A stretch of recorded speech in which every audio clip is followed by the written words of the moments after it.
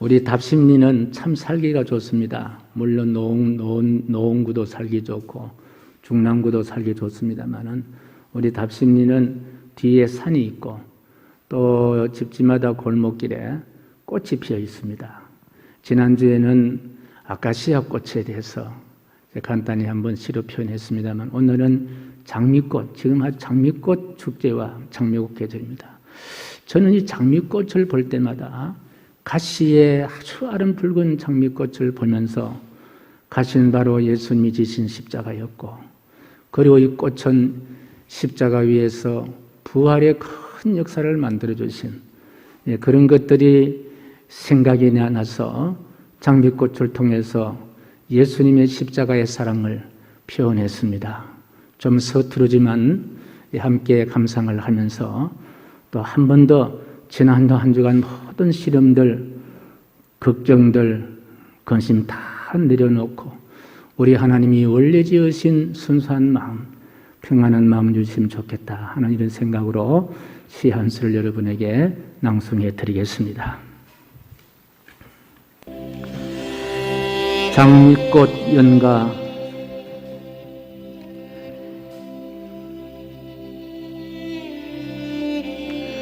오늘같이 햇살 맑은 날이면 가시로 적으신 장미꽃 엽서들고 광야길 걷는 나그네를 향한 우리 예수님 사랑의 편지를 읽는다.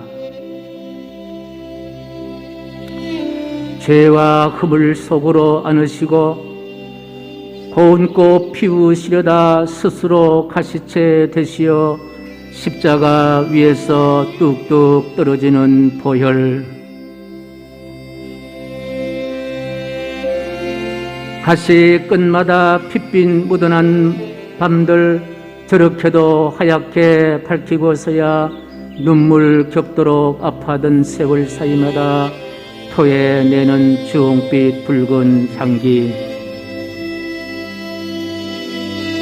답심리 담장에 장미꽃 피는 날 툭 건드리는 가시들마다 꿈틀거리는 예수님 사랑의 사연, 고마운 그림에 울컥 목이 메인다.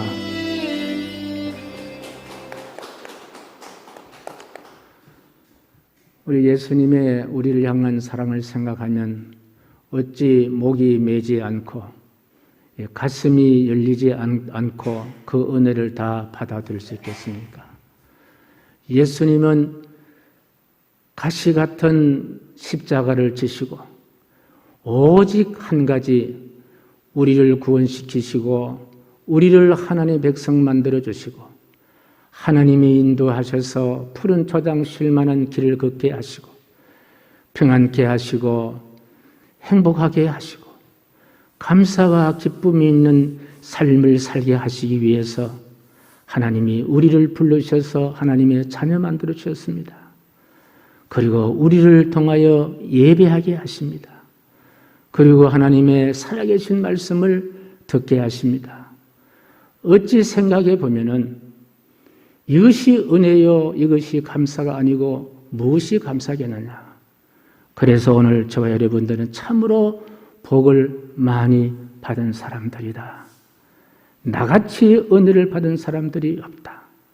나같이 하나님의 사랑을 이렇게 한없이 받은 사람이 없다. 여러분은 정말 축복된 사람입니다. 여러분은 참으로 하나님의 은혜로 살아가는 사람들입니다. 여러분은 21세기 사사들입니다. 여호수아의 죽음으로 여호수아는 끝이 납니다. 여호수아의 죽음, 이 여호수아의 죽음은 이스라엘 백성들의, 이스라엘 민족의 정치적이고 신앙적인 큰 변화를 가져왔습니다. 특히 모세의 죽음 이후에는요, 여호수아란 후계자가 세워집니다. 그러나 여호수아의 죽음 뒤에는 여호수아를 뒤를 잇는 후계자를 하나님이 세우지 않습니다. 지금까지 이스라엘 민족의 정치적 무대에는 항상 조연자가 등장했습니다. 아브라함이 그랬고 모세가 그랬고 여호수아가 그랬습니다.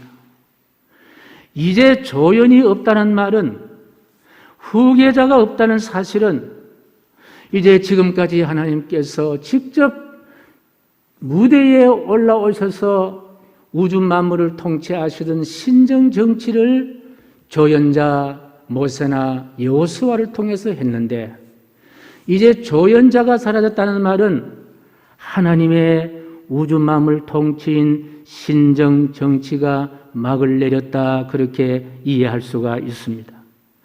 이스라엘 민족은 원래의 구성체제가 야곱의 12아들입니다. 그래서 야곱의 12아들이 시조로서 12지파로 이스라엘 민족이 구성됩니다. 그리고 가나안 정복 전쟁을 통해서 얻은 땅을 이제 12지파로 골고루 분배를 합니다. 이렇게 함으로 12지파가 각각 자기가 다스릴 수 있는 고유한 땅도 얻게 되었습니다. 따라서 이스라엘 백성들은 이제 하나님 한 분이 정치하시는 신정정치, 단일 국가에서 12지파란 연합체제를 이루는 부족연합국이 되었습니다. 부족연합국가의 체제는 지역 형편에 맞게 정치를 할 수 있는 그런 장점도 있습니다. 그러나 각기 자기의 소견대로, 특히 사사기 읽어보면 자기의 소견대로 통치하다 보니까 많은 문제점이 발생이 됩니다. 지금까지 형성된 이스라엘 국가, 하나님의 민족 정신이 사라지기 시작했다는 거예요. 민족 정신이란 하나님이 만드시고 하나님이 통치하시고 하나님 중심으로 하나가 되는 신앙 공동체, 민족 공동체, 이 정신이 하나둘 깨어지기 시작했다 말씀입니다.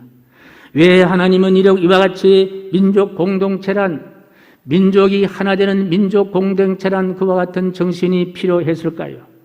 아직도 가나안 땅을 완전히 100% 차지하지 못했기 때문입니다. 언제든지 가나안 땅에 하나님이 남겨주신 그와 같은 원주민들이 연합을 하게 되면은 이제 이스라엘 백성들을, 지파들을 얼마든지 공격할 수 있는 그런 여운이 아직 있다는 말씀이에요. 그래서 하나님은 새로운 정치 세계를 세우십니다. 흩어지는 민족을 통치하고, 그 다음에 각 지파의 문제도 해결해주고, 필요하면은 각 지파의 분쟁도 조정해주고, 재판도 해주는 사람들을 세웁니다. 이런 사람들을 일컬어서 우리는 뭐라 부릅니까? 따라합니다. 사사로 부릅니다. 활동했던 시기는 여호수아 사후 초대왕 사무엘이 세워질 때까지 한 350년 동안 사사들이 이제 통치하고 사사들이 다스리는 그와 같은 민족 사사 정치 시대가 열렸다는 거예요. 그래서 사사기는 사사들이 등장하던 시대의 내용을 기록한 것인데, 앞에도 말씀드렸습니다마는 이 사사들이 정치했던 그런 시기가 한 350년 정도 되었습니다.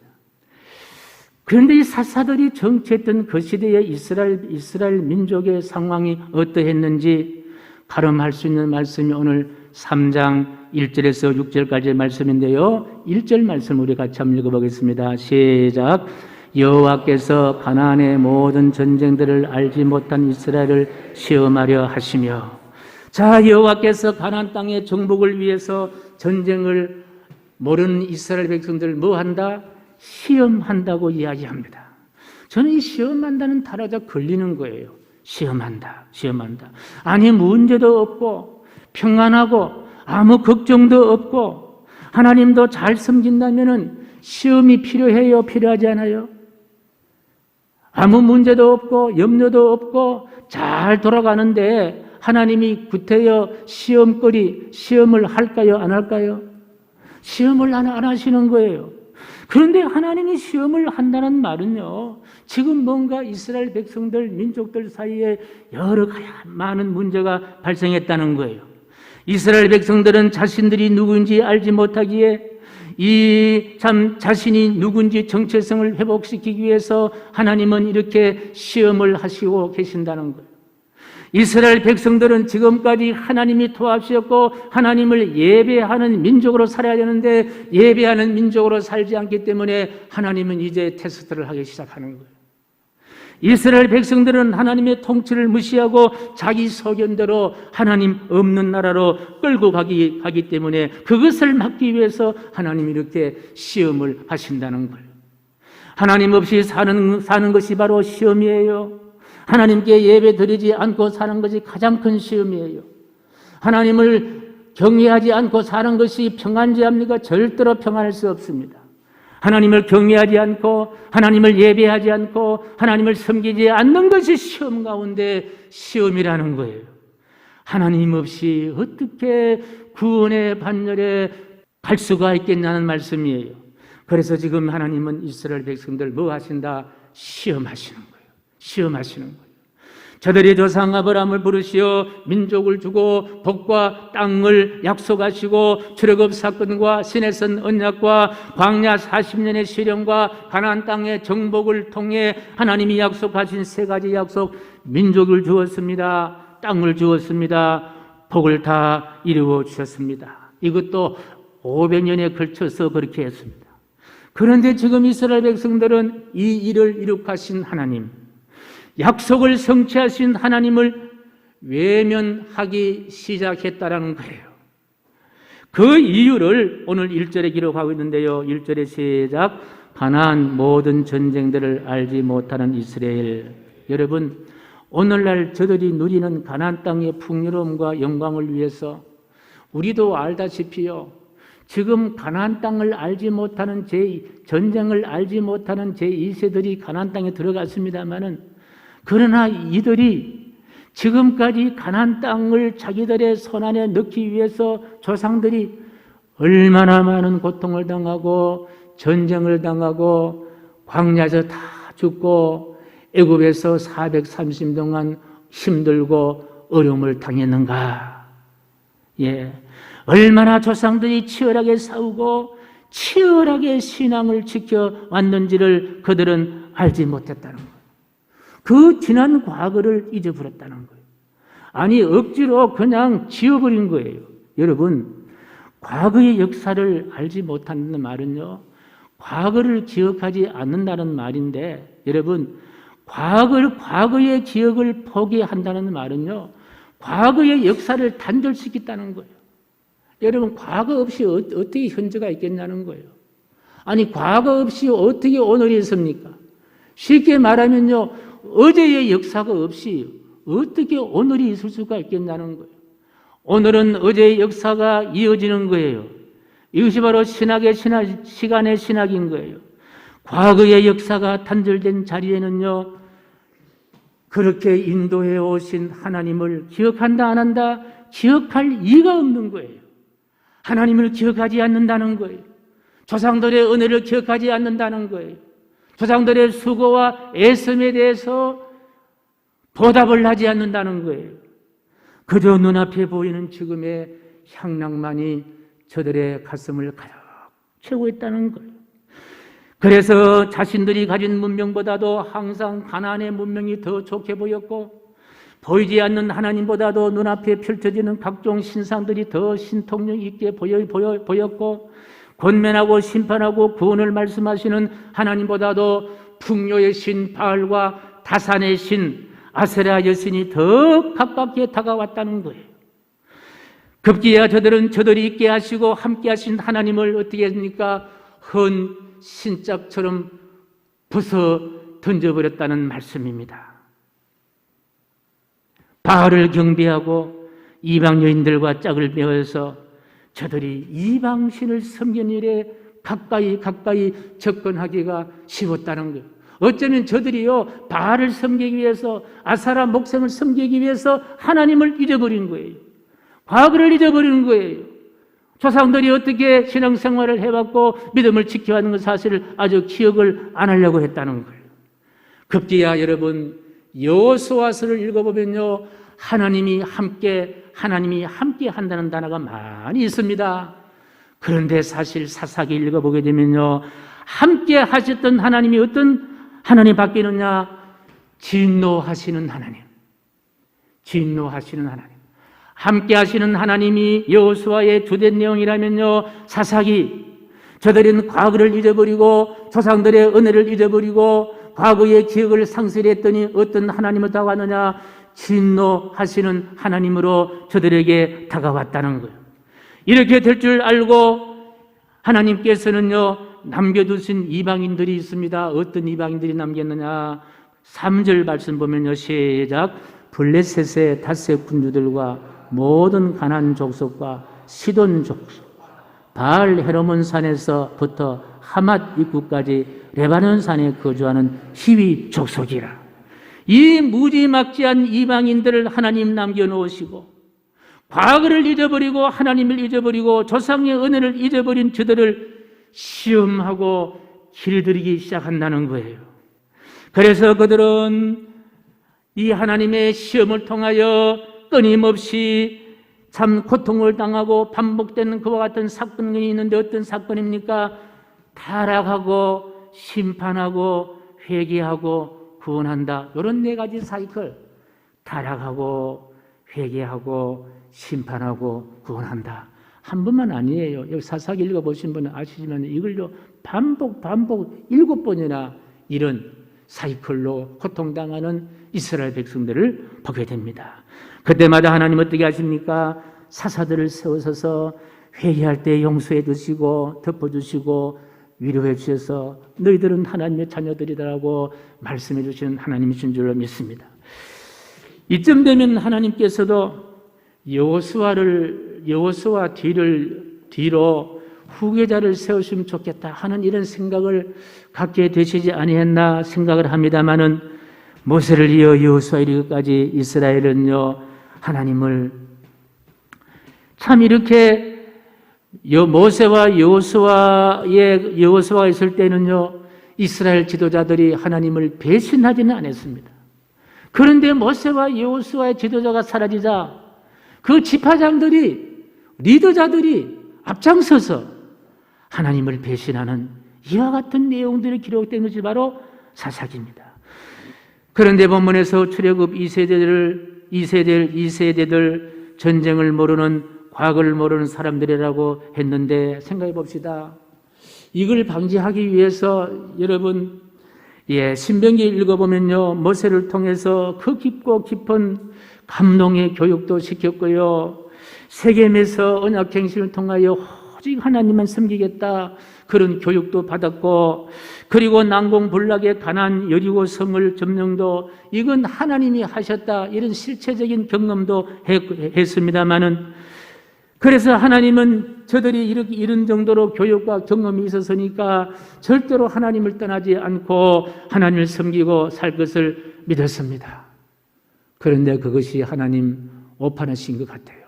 가나안 땅을 분배받고 12지파의 족장들이 세워져 졌을 때에 모이면 하나님의 나라로 연합하고 흩어지면 자기가 차지하고 있는 그런 부족 국가를 성장하고 그렇게 참 잘되게 해야 되는데 오히려 민족 간의 전쟁을 하고 가나안의 원주민과 쉽게 동화하고 가나안의 신들과 하나님과 바꾸기도 하고 다시 오합지졸의 히브리 노예인으로 돌아가는 저들을 사랑하신 하나님의 사랑이 그렇게 보시고만 계실 하나님은 아니셨다. 저는 그래서 이 사실을 보면서요 이 정도 하나님을 배신하고 반복해서 하나님을 떠나면은 아이고 나도 모르겠다. 그래서 네 마음대로 해라. 이렇게 하나님이 하실 수도 있는데 우리 하나님은 그렇게 하시지 않더라고요. 또 모읍니다. 또 용서해 주십니다. 또 다독거려 주십니다. 그리고 또 사사를 세우셔서 저들을 구원하십니다. 저들이 허가면 앞으로 타락의 나락으로 떨어지는 이스라엘 민족을 구원하시기 위해서 이제 그때마다 하나님은 누구를 세웁니까? 사사를 세웁니다. 그래서 사사기 2장 16절 말씀 보면요 시작 여호와께서 사사들을 세우사 노략자의 손에서 그들을 구원하게 하셨으나 여호와께서 노략자의 손에서 이스라엘 백성을 구원하시기 위해서 하나님은 사사를 세우는데 여러분 누가 사사냐 어떤 사사냐 여러분 잘 알겠습니다마는요 메소포타미아 8년의 종노릇에서 벗어나게 한 온니엘이라는 분이 사사고 모압의 18년의 노예에서 해방시킨 에훗 가나안 야벤에게 20년 억압받을 때에 유일하게 여성으로 저들과 싸워 이긴 누구? 드보라. 300명 용사로 미디안을 물리친 용사 중에 용사 누구? 기드온.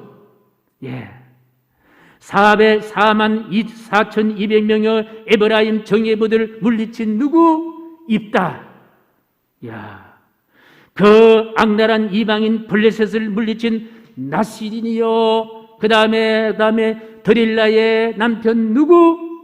삼손. 다 우리가 다 아는 분들, 이런 분들이 사사였습니다. 모두가 난 이런 이름들입니다. 이런 사사들은 이스라엘을 가나안의 복병으로부터 하나님의 구원사에 서임받는 위대한 용사들이다. 그러나 불행히도 하나님이 사사들을 세우셨으나 저들을 구원했으나 그 역시 임시 방편. 이스라엘 백성들은 영원히 하나님께로 인도하는 데 실패했습니다. 이 사사도 영원하지 못합니다. 그러나 영원한 사사가 계시니 그 영원한 사사는 누구다? 그리스도이신 예수님이시다. 그래서 베드로전서 3장 18절의 말씀에 기록되어 있습니다. 같이 시작. 그리스도께서 단번에 죄를 지위하여 죽으사 의인으로서 불리한 자를 대신하였으니 이는 우리를 하나님 앞으로 인도하려 하심이라. 사랑하는 성도 여러분, 우리에게도 따로는요 사사가 필요하고 이 나라 이민족에도요 사사가 필요합니다. 하나님을 떠나 세상으로 가려는 마음을 붙잡아줄 사사가 필요하다는 거예요. 그러나 사사기에 등장하는 여러 명의 사사들이 다 필요치 않습니다. 지금 우리에게 필요한 사사는요 오직 한 분, 나를 위해 십자가에 달리시어 우리를 하나님의 자녀되게 하신 그 한 분 누구이십니까? 그리스도신 예수님. 그의 이름을 부를 때요 죽은 자도 산다 그랬습니다. 로마서 10장 13절 말씀 시작. 누구든지 주의 이름을 부르는 자는 구원을 받으리라. 할렐루야. 인류를 향한 하나님의 구원, 시공을 초월하고 전방위적으로 적용되는 그와 같은 귀한 사사 그리스도신 예수님. 인간이 더 많이 타락하고 세상과 더 많이 가까워지면요 가까워질수록 하나님의 구원의 역사는요 하늘의 별빛처럼 빛납니다. 그 하늘의 별빛 속에는요 인류를 사랑하시는 불쌍히 계시고 긍휼을 베푸시는 하나님의 사랑이 반짝반짝 빛나고 있다는 거예요. 이스라엘 백성들은 자신이 잘못을 회개했을 때에 즉각 용서해 주시고 다시 품어 안으셨습니다. 요한복음 3장 16절 말씀 같이 시작. 하나님이 세상을 이처럼 사랑하사 독생자를 주셨으니 이는 저를 믿는 자마다 멸망하지 않고 영생을 얻게 하려 하심이라. 아멘. 지지도 하나님을 원망했고 하나님을 욕했던 한 분이 아마 구약의 이스라엘 백성들처럼 그렇게 하나님의 은혜를 많이 받아 불구하고 하나님을 떠나 살았던 한 분이요 철저하게 회개하고 하나님의 자녀로 살았던 사람을 소개합니다. 이분은 대를 지어서 불교 가정에서 불교를 믿던 사람입니다. 제가 불교를 내가 비하하는 건 아니에요. 우리 기독교 아주 반대되는 종교예요. 그래서 학생 때는 불교 학생회장이 했습니다. 나이가 들어서 결혼을 했는데요. 세상에 아내는요 독실한 크리스찬을 만났습니다. 그러니까 적과 적이 신앙적으로 적과 적이 만난 거예요. 불교는 윤회상을 믿고 윤회사상을 모르는 내세관을 믿잖아요. 적과 적입니다. 그러니 사랑할 때는 눈이 멀었던가 결혼하면 교회 나가겠다 했지만요 약속을 깨뜨렸고 성격이 완악하며 아내마저 주일 예배를 못 드리게 한 거예요. 남편의 극심한 반대 때문에 한 번 빠지고 두 번 빠지고 자꾸만 빠지게 되니 그만 이분이 예배를 안 나가는 거예요. 여러분 코로나도 마찬가지예요. 한 번 빠지고 두 번 빠지고 자꾸만 빠지게 되면요 예배를 참석하지 못할 때도 있다. 어색한 거예요. 내가 희망샘교회 교인인지 안 교인인지 어색할 때가 있다는 거예요. 그래서 적어도 한 달에 한 번씩은요 다녀가세요. 주일날 못 나오거든요. 평일이라도 예배당이라도 한 바퀴 돌고 가십시오. 이게 신앙이에요. 이게 믿음이에요. 자, 그래서 어느 날 그 남편이 이렇게 한 번 빠지고 두 번 빠지고 자꾸 빠져지니 이분도 교회를 또 빠지게 안 나가버리는 거예요. 그런데 어느 날 이웃집에 교회를 섬기는 순장을 만났습니다. 아마 우리 교회 순장인데 누군지 모르겠는데 순장을 만난 거예요. 그 순장을 만나서 예수 믿는 이야기, 신앙 이야기를 예배 드리니까요, 그래도 믿음은 씨앗이 있어서 그런지요, 예배 드려야 되겠다. 이 희망이 삭터서 교회 나가지는 못하고 남편이 무서워서 그 다음에 순예배에 참석하게 됩니다. 그러다 보니까 주일 예배 드리지 못함이 뉘우치고 회개되어서 남편 몰래 이제 주일날 또 예배를 들어가 예배하는 거예요. 그것도 남편이 알게 되어서 남편이 욱하는 성격에 성경이 통째로 불구덩이에 들어가 버린 거예요. 그러나 이게 웬일이냐? 핍박을 하면 할수록 예배 드리지 않고는 미치겠는 거예요. 못 살겠는 거예요.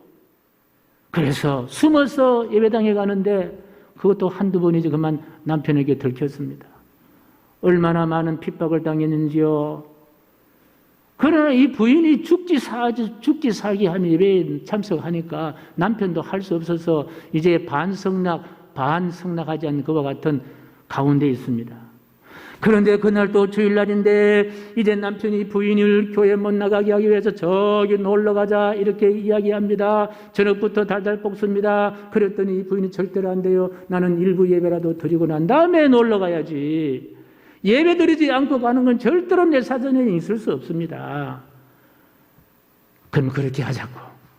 그런데 이 남편이 자녀를 태우고 부인을 태우고 이제 예배당으로 가는데 예배당에 건방에 와서 싹 돌려가지고 운전도 돌려가지고 어디로 내빼버리느냐, 저 설악산 쪽으로 내빼는 거예요. 그랬더니 부인이요, 사옵니다. 왜 세상에 당신 그러느냐? 아니 예배당이 거기밖에 없느냐? 아니 그 교회 우리 교회 아니냐? 아니 내가 섬기는 교회 예배 드려야 되는 거지 어디 예배 드리느냐? 그걸 한참 싸우다가 운전대는 누구 마음대로, 자동차는 누구 마음대로 합니까? 운전자의 운전대를 잡은 사람이 마음대로 하는 거예요. 아내의 이 아픈 마음을 남편은 아는지 모르는지 딸 둘을 태운 자동차가 신나게 미시령 고개를 넘고 있었는데 갑자기 반대 차선에서 중앙선을 넘어오는 시커먼 물체가 덮치고 말았습니다. 일순간 본넷대에 불이 붙기 시작했고 뒷자리에 앉았던 아이가 튕겨져 나와서 유리창에 얼굴이 만유창이 되고 말았습니다. 나중에 한 일이지만요, 그 딸아이가 유리알을 109개나 뺐다고 합니다. 그러니까 얼굴이 전체가 다 뭉개진 거예요. 이 엄청난 사고 앞에 이 사람은요, 그렇게 좋아했던 부처님을 찾는 것이 아니라 하나님 살려주세요. 하나님. 아이고 하나님 살려주세요. 하나님 제가 잘못했습니다. 하나님 살려주세요. 하나님 살려주세요. 우리 가족 살려주세요. 우리 아내 살려주세요. 하나님 내가 잘못했습니다. 제발 우리 가족 목숨만 건져주시면 이제 하나님 앞에 엎드리겠습니다. 하나님께 예배하겠습니다.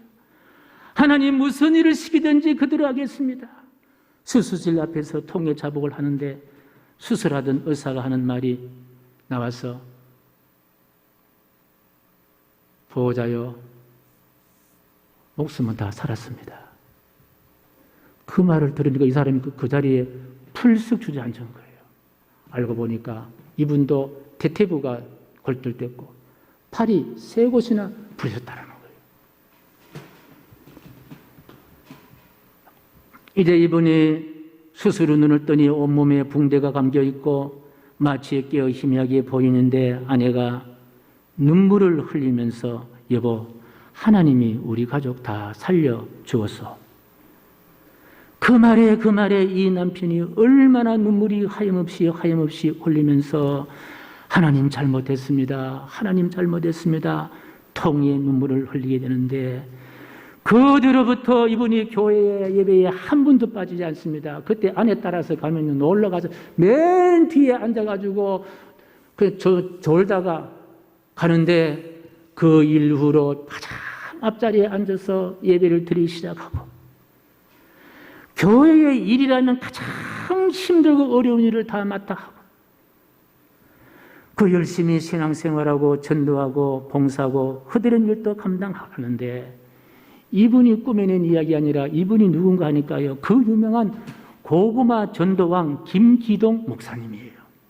지금 이분이 미국에 건너가서 한인교회를 목회를 하시고 자신의 온 고집 다 끊고 만나는 사람마다 하나님 전합니다.